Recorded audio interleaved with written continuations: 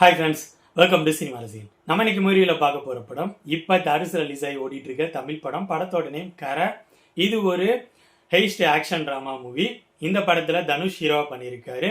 இந்த படத்தை போர் தொழில் அப்படிங்கிற ஒரு சூப்பரான கிரைம் இன்வெஸ்டிகேஷன் த்ரில்லர் படத்தை டைரக்ட் பண்ண விக்னேஷ் ராஜா டைரக்ட் பண்ணியிருக்காரு. இந்த படத்தோட ஸ்டோரி என்ன, இந்த படம் எப்படி இருந்துச்சு அப்படிங்கிறத பார்க்குறதுக்கு முன்னாடி நான் எப்போது ரெக்வஸ்ட் பண்ணுற மாரி என்னோட வீடியோஸை பாருங்கள். பிடிச்சிருந்தா லைக் பண்ணுங்க, கமெண்ட் பண்ணுங்க, அப்படியே என்னோட சேனலை சப்ஸ்கிரைப் பண்ணுங்க. அது மட்டும் இல்லாமல் என்னோட வீடியோஸ்லாம் உங்களோட ஃப்ரெண்ட்ஸ் ஃபேமிலி மெம்பர்ஸ் எல்லாத்துக்கும் ஷேர் பண்ணுங்க. உங்களோட சின்ன ஷேரும் எனக்கு ரொம்ப சப்போர்ட்டாக இருக்கும். இந்த படத்தோட ஸ்டோரி 90களில் நடக்கிற மாதிரி காட்டுறாங்க. படத்தோட ஸ்டார்டிங்லேயே திருவரம்பூரில் தனுஷ் கொள்ளையடிக்க போறாரு. கொள்ளையடிக்க போறப்ப இதுதான் தன்னோட லாஸ்ட் திருட்டு அப்படின்னு சொல்லிட்டு தான் திருட போறாரு. பட் அங்கே அவர் மாட்டிக்கிறாரு. அங்கேருந்து அவர் போலீஸ் ஸ்டேஷனுக்கு கொண்டு போகப்படுறாரு. போலீஸ் ஸ்டேஷன்ல இருக்கிறப்ப அங்க வேறொரு இடத்துல இருந்து போலீஸ் ஆபீசரா சுராஜ் அஞ்சமுடு வராரு. அதை தொடர்ந்து அங்க சில சம்பவங்கள் நடக்குது. அதோட எண்டுல தனுஷ் போலீஸ் ஸ்டேஷன்லயும் தப்பிச்சு போயிடுறாரு. தப்பிச்சு தன்னோட காதலியான மமிதா பைஜியை கூட்டிட்டு ஆந்திரால ரேணிகுண்டால மேரேஜ் பண்ணிட்டு வாழ்ந்துட்டு வராரு.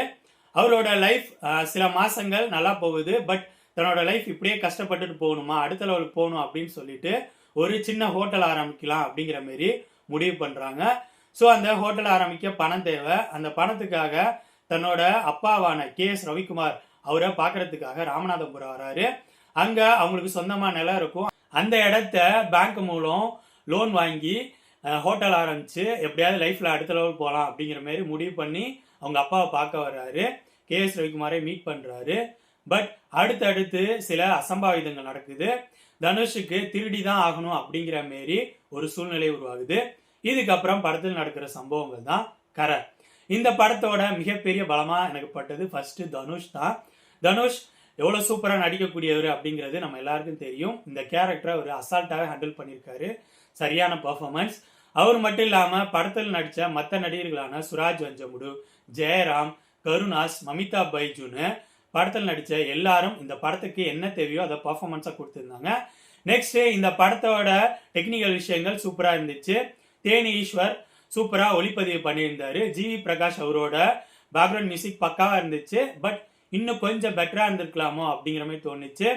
Editing, makeup department, production design ஒர்க்குன்னு படத்துல மற்ற டிபார்ட்மெண்ட்டும் டெக்னிக்கலா இந்த படத்துக்கு ரொம்பவே சப்போர்ட் பண்ணியிருக்காங்க.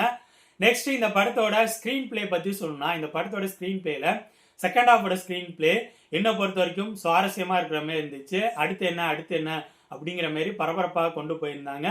கிளைமேக்ஸ் மட்டும் கொஞ்சம் கமர்ஷியலா போய் முடிச்சிருந்த மாரி ஒரு ஃபீலை கொடுத்துச்சு. நெக்ஸ்ட் ஃபர்ஸ்ட் ஹாஃபோட ஸ்கிரீன் பிளேல லாஸ்ட், அதாவது இன்ட்ரோல் பிஃபோர் ஒரு 20 மினிட்ஸ் பயங்கர பரபரப்பா போயிருந்துச்சு. அதுல ஒரு பேங்கை கொள்ளையடிக்கிற சீன் வரும். அதை பக்காவா பிரசன்ட் பண்ணியிருந்தாங்க. அந்த சீன் பயங்கர பரபரப்பா கொண்டு போயிருந்தாங்க. அதை தாண்டி படத்தோட ஸ்டார்டிங்ல வர ஹைட் சீனும் நல்லா இருந்துச்சு.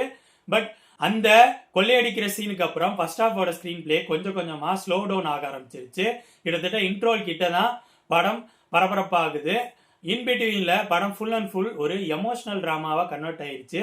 அது கண்டிப்பா படம் கொஞ்சம் ஸ்லோவா போகுதோ அப்படிங்கிற மாதிரி ஃபீலை கொடுக்க ஆரம்பிச்சிருச்சு. ஸோ இந்த படத்தோட ஃபர்ஸ்ட் ஹாஃப் ஸ்கிரீன் பிளேல இன்பிட்வீன்ல ஒரு 30 மினிட்ஸ்க்கு மேல படம் ரொம்ப ஸ்லோவா போற மாதிரி தான் எனக்கு ஃபீலை கொடுத்துச்சு. அது மட்டும் இல்லாம இந்த படத்தோட லென்த்தை கொஞ்சம் குறைச்சிருக்கலாமோ அப்படிங்கிற மாதிரியும் ஃபீலை கொடுத்துச்சு. ஓவராலா சொல்லணும்னா என்ன பொறுத்த வரைக்கும் இந்த படத்தோட டெக்னிக்கல் விஷயங்களும் இந்த படத்தில் நடிச்சவங்களோட பெர்ஃபார்மன்ஸ் ரெண்டும் சூப்பரா இருந்துச்சு. விக்னேஷ் ராஜா இதுக்கு முன்னாடி டைரக்ட் பண்ண படம் போர் தொழில்.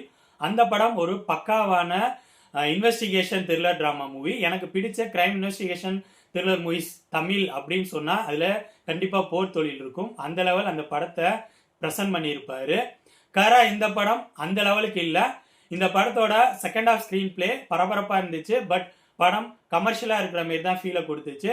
ஃபர்ஸ்ட் ஹாஃபோட ஸ்கிரீன் பிளேல இன்ட்ரோல் பிஃபோர் வர ஒரு 20 to 25 மினிட்ஸ் சுவாரஸ்யமா இருந்துச்சு. அதை தாண்டி படத்தோட ஸ்டார்டிங்லேருந்து படம் கிட்டத்தட்ட ஒரு எமோஷனல் டிராமாவா கொண்டு போயிருந்ததுனால நிறைய இடங்கள்ல படம் கொஞ்சம் ஸ்லோவா போற மாதிரி தான் ஃபீலை கொடுத்துச்சு. அது மட்டும் இல்லாம படத்தோட லென்த்தை கொஞ்சம் குறைச்சிருக்கலாம்.